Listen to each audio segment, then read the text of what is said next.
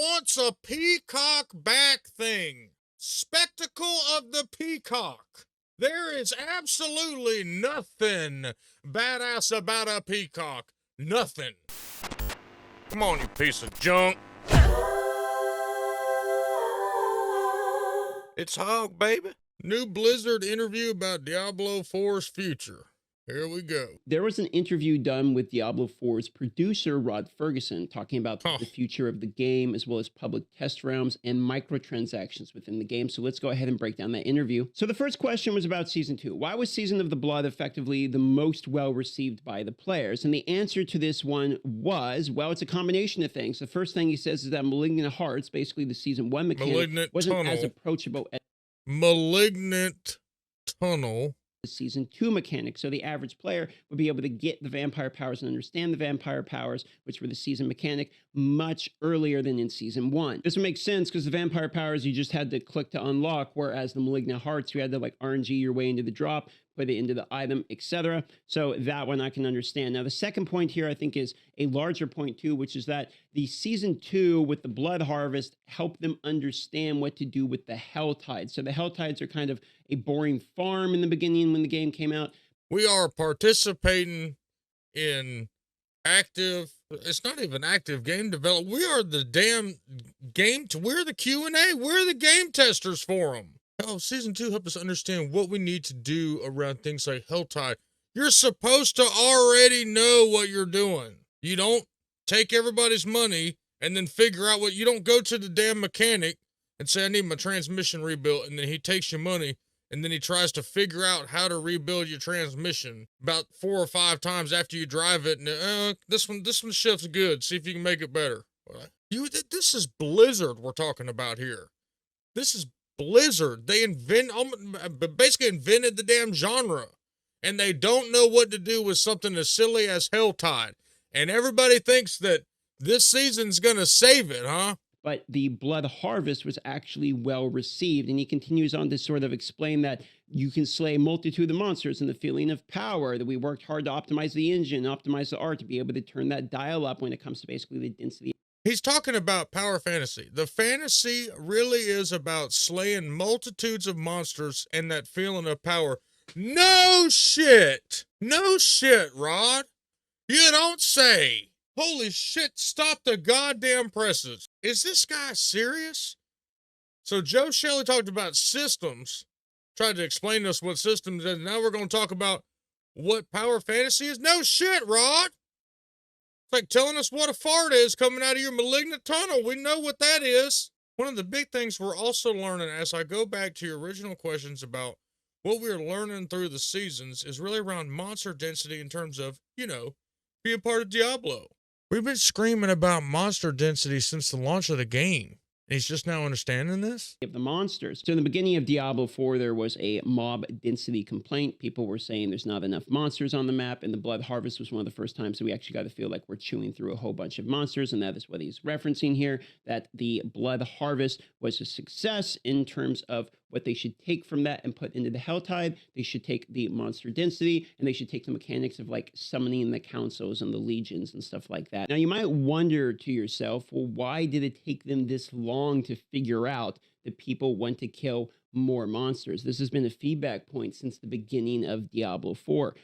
Mob density is not a new conversation in ARPGs. Surely they would know more monsters, people will be more happy about that. And that's what he gets into next here. So this first bit is basically him just saying that in Season 4, you're going to notice there's a significant amount of increased mob density, and that they're trying to increase the pace, basically, of the game, because that's the feedback that the players have said they've been wanting, is more mobs. But he goes into describing basically why it's not already been accomplished. He says it's not easily done because every extra monster... Spaghetti code! Oh, why didn't I think about that? I always talked about spaghetti code. Stash tabs and the limit for the, was it 16? Well, that's why. That's why we can't have more density, because they've been trying to fix the damn code. No shit, Hawg. You've got to be shitting me. Y'all, after playing Path to Exile for a while, it's really opened my eyes. This man is sitting here talking about they can't adjust a number. We're talking about adjusting a number. They can't turn the mob density up because it's crashing the game. It's not just something that's easily done. We could have this sort of larger ambush. No one gives a shit about that. We just want to kill waves of monsters, dude. We don't care about how we're attacked. We don't care about ambush. That literally sounds like they've been sitting around in a boardroom. Okay, how can we have fun with combat? Oh, yeah, Tim, do you have an idea? Oh, yeah, they could get ambushed. That's what I feel like when I hear that. When I watch Jonathan Rogers and that other Mark, that other fellow, when I watch them talk about it, they're cussing and talking about, it's a given that you're gonna mow through a massive amount of goddamn monsters. We're recognizing over the seasons and with player feedback is that people want to turn that dial obviously higher. And it's not something that's easily done. Every monster you're putting on the screen is something that's eating at the performance and in the memory and those sorts of things.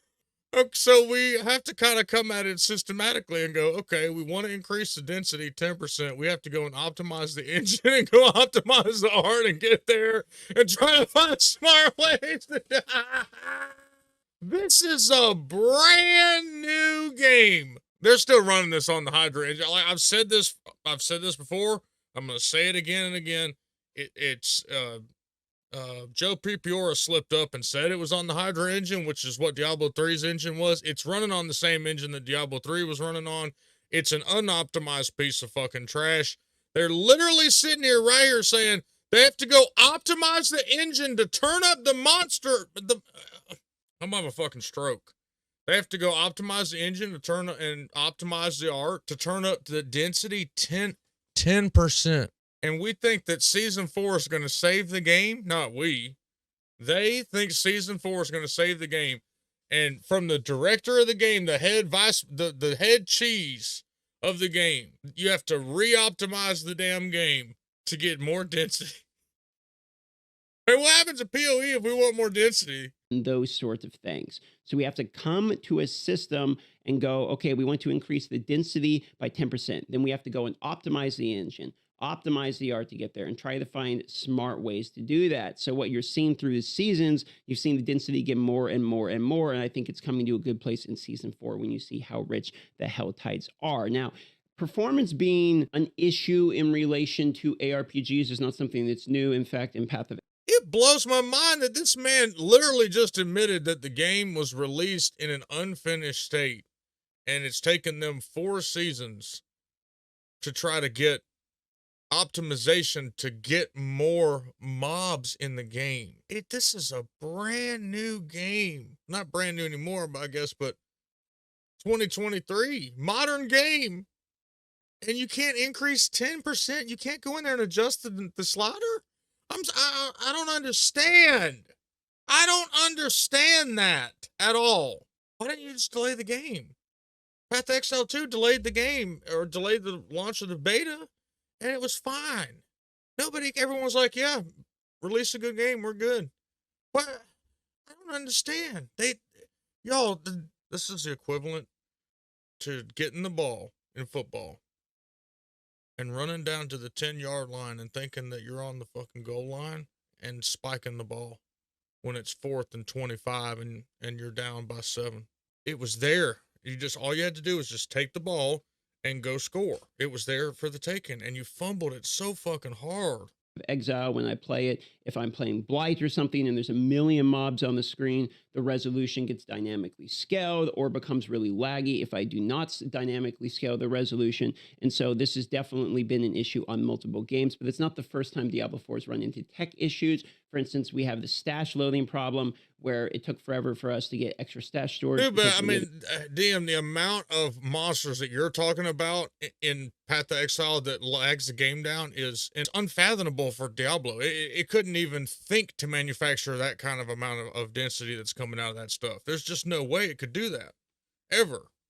So, I mean, that's, what we're doing in PoE is taking it to the extreme of especially with Ward Loop. Try it with Ward Loop, with multiple breaches, and 5 shrines and all that, stack all that on top of each other, and then it's still, it'll skip a little bit, but it still processes it. Diablo 4 could barely stream and do that at the same time and play the game at the same time. Literally all loading each other's stash tabs. And what we found out of that is the players basically don't care what the reason is that something hasn't been accomplished. They only want the thing to become accomplished, which makes perfect sense to me. Players don't get paid to develop the game. So if the game gets in a state that people enjoy it, then the players will be positive about it. And if the game is in a state in which We're people don't enjoy it, they consumers. won't We be paid positive about money it. for So it. when the season 4 comes out, I mean, we saw from the PTR, people were already liking the Helltides. I myself like the Helltides, even though I have basically massively disliked the Helltides the entire time. It's factually an improvement. So because of that, I think when season 4 comes out, if the mob density stays pretty crazy, people will be grinding it like it's Blood Harvest. It's effectively the fastest way to level now in the game, and the Helltides might have done a flip from really annoying to farm to actually enjoyable because of the density and the added events we will see. So the next thing in the interview was asking him about what the season theme is going to be. And he says the theme was not tested within the PTR. He doesn't know the exact date yet, but we will find out what the theme will be in the next couple. Wait a minute. That's the whole point of the PTR. The PTR existed in Diablo 3 for you to test the season mechanics before they came out with the season, to make sure everything ran good and there was no...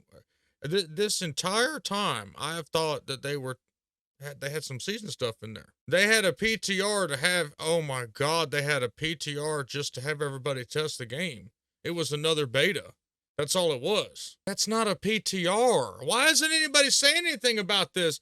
The Diablo 3 PTRs were literally made to test the season.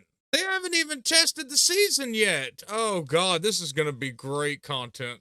Weeks. Now, we have covered this on the previous video, but there was basically Fools. a data mine, and WoW had covered this. You can check them out too, in which they end up describing a Iron Wolves type of theme from the data mine, where there's items and reputation system and all of these things in relation to what we saw with the upcoming theme. And then Pez Radar says this: I think most people have seen some of the things that are going to go out regarding in the season in PTR. We'll be adding some light to those items in the upcoming stream, and a majority of the work has been built around the theme of this new season. That's a Loot Reborn, as this is a greatly changing the game going forward, both eternal and seasonal, and as the start of new default. Oh, there's just going to be a theme. That's it. There's not going to be... The reason that you're not testing anything is because there's not anything. The season theme is Loot Reborn. Let me tell y'all something. There is no way that this game, even if I did go against my view and say I wasn't going to play it, even if I did betray what I was going to say and did it, went and played the game, did it for the views so everyone could see what I thought, even if I did do that, there is no... Even if Jesus himself came down and said, Hawg, play the game, and I went and played it, there's no way that it would keep me entertained. They just said a few slides ago that they had to make adjustments in the engine. So do we not think the itemization... the itemization need to happen, but that probably comes as part of some of that. Literally, Rod just said we had to go in and rework some of the game. And then they come in and say the loot's going to be... You're not going to get it dropped a lot, and you don't need an item or a loot filter. But we're playing a game right now that loot literally explodes out of every crevice, and you need a loot filter. There's no way that this is going to give me enough dopamine to be satisfied. There's no way. This will be time number 15 that I say it. Hatred, Destruction, Bale, Terror, Diablo. Hatred and Beyond. There will be 3 expansions where they sell you the primevals back. 3. Head into the Vessel of Hatred. So I think most people have seen some of the things that are out. Could be referring to the data mine, so people are kind of assuming that the Iron Wolves is correct. And there was a significant amount of Iron Wolves related data mined items. So I don't know why there would be a whole flood of those suddenly coming into the game if it wasn't an Iron Wolves reputation system, or at least items and quests around it. So that's probably what it is. Now, Season 4 comes out May 14th for the people that are wondering. So the next question was basically about the PTR. Can we expect a PTR for more or less every seasonal update? He says it's a good question, but it's a to be determined. Now, basically, the breakdown of this whole paragraph is, if it's a major thing, like the itemization changes, if they're adding new crafting systems, if there's new major updates to the game. In those scenarios, then what they're actually going to be doing is doing these PTR updates. However, otherwise, with minor updates, etc., we should not be expecting a PTR for every little thing. They've changed what a PTR is. This is literally a beta. They're going to have us test major things. Just call it a beta. A PTR is done before a season to test the season mechanics and stuff like that. It's after the season reveal to make sure that everything is tuned correctly. That is what a PTR is. He's literally doing the opposite of what he should be doing, dude. There's a lot of value you can get out of the surprise and delight aspect that a PTR can, and in some ways take away some of the excitement. It can work for, he's trying to use a PTR as a marketing strategy, man. You tell us what the season is, you tell us what everything is, and then you give us the PTR. See, this is why they won't do it, because they know the game's so trash. They won't let us PTR it after they tell us about the season, because then we won't go play the game, then they won't get the numbers that they need. That's why. Dude, that's not what a PTR is, Rod. You release the season, tell us what the season's going to be. It's what PoE does, what Diablo 3 has always done, it's what every other game we've ever played did. You release the season, what it's going to be about. You give us the PTR. We test the season stuff, make sure everything works cool, and then we play the season. Oh, wait, those are in games that actually work, and you need us to do all your fucking dirty work for you, and you don't even give us a simple fucking cosmetic or any kind of reward whatsoever or anything cool. $70 horse, more fucking shit coming. Thank you for the $100. Please test our game some more. We had to keep doing this fucking shit. I hate this game. More or less a non-answer, but not that we won't see any more of these. It's a, we'll probably see some of these, but for now, we'll just have to see. He also mentions that he doesn't like it's only PC right now, but it's still a technical issue for them to solve. He does say something interesting. He says, one of the ways we've been trying to grow Diablo is to make sure that we really lean into console play as well as PC. You can definitely see elements of the game are designed for console players. But he goes on to say that they're having problems basically with the console ecosystem, that their certification process just makes the public test realm and all. How fucking ridiculous is a statement like that? It's Blizzard, and they're having technological problems? Man, have the mighty have fallen. I mean, if that is not a screaming indicator of the state of shit over at Blizzard right now, I don't know what else is. Are you fucking kidding me, Rod? The testing even harder than it needs to be.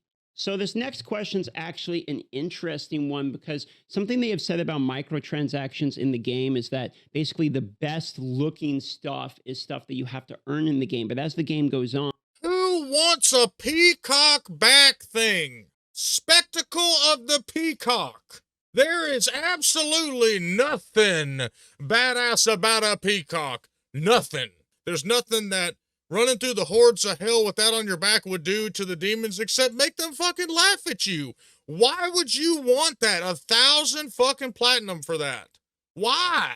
On the better and better looking stuff is either attached to their battle pass or a straight up purchase. So this is more or less what his question is about. Is it seems to be going the other way, where now the most attractive looking items in the game are straight from purchases. So he says he wanted the clear answer in this: shop items that can be earned or easier to purchase. So what's the deal with presenting a dilemma to players who just want to earn the cool stuff? Gonna be honest, I don't like his answer on this one. So we're gonna read this one through, because it's interesting. What we're trying to do with like how they interpret the teasing from Campfires is a little bit of both. If you were to look easier to acquire, at least from a purchase perspective, like we just released these class bounds where you could get 2 different looks for much cheaper price. So we did one for each class, perhaps less than half of what our top armor stuff normally goes for. So we wanted to find places for people to use the shop at a lower price point. So he's talking about price points here. He's like, well, we're making it cheaper, but it's not really answering the question. So if you continue, he says, we're also doing some stuff, this idea of personalized discounts, which is the other part, which we're kind of excited about. Other games have done this to where they look and say, based on your play, here's something that might be relative to you in terms of discounting. So basically, they're going to take the information they know about you as a player and offer you things to purchase based upon what you see. Imagine having a game where 9 million people purchase the game, and less than like what 0.1% of the player base actively plays the game, and this is the shit that you're concerned and excited about. Putting in a dynamic pricing system for people that don't buy the shit in your game, so you can kind of prey on them a little bit. We bought your game. It's not Path to Exile or something like that, like where we're supporting the game. Like, we paid for your game. A lot of us paid $100, $70, whatever. We bought it already. and then a lot of people buy the battle pass. Then you want us to buy this other shit? And then you're going to put a system in the game. Now, you can't make it so where we have 10% more mob density without reworking the entire engine, but you can put in a system that lowers the price dynamically to get us to buy shit in your game. Does anybody understand how backwards that is?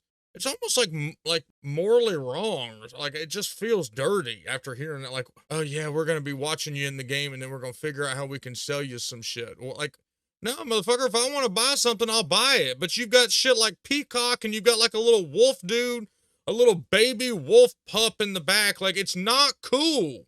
At least for me, it ain't cool. People think it's cool. I don't like that shit. I think it's fucking sissy. To be doing in game. This still isn't kind of answering the question of what if you want the game's best looking things to be only based upon gameplay. What if I want a full, complete, finished game? So like, here's 4 different levels of discounts on 4 different types of things. And again, it goes back to the notion of trying to find ways to make it also more approachable or easier. This blows my fucking mind. Like, now my blood pressure is going up. This is insane. The state of your game is literally on fucking fire, and y'all have been sitting there behind the scenes talking about this, planning this, coming up with this, spending resources and manpower on this. This is what y'all been doing? Worried about the shop? Why isn't Hawg playing Diablo anymore? Why don't you give it another chance? This is why I won't give it another chance. Right here. Been trying to tell y'all about this kind of shit. It's predatory as fuck. What? You took time instead of fixing the game, because they're going to sell us the fix in the fucking expansion. Instead of fixing the game, you've put this predatory fucking tracking system in here. For people to get into a lower price point if they're interested. But it's all cosmetic. They don't need to get it. They don't. It's all about how they want to look. Again, Diablo being the ultimate power fantasy, and we're kind of like... Are you kidding me? Y'all, that's the biggest joke.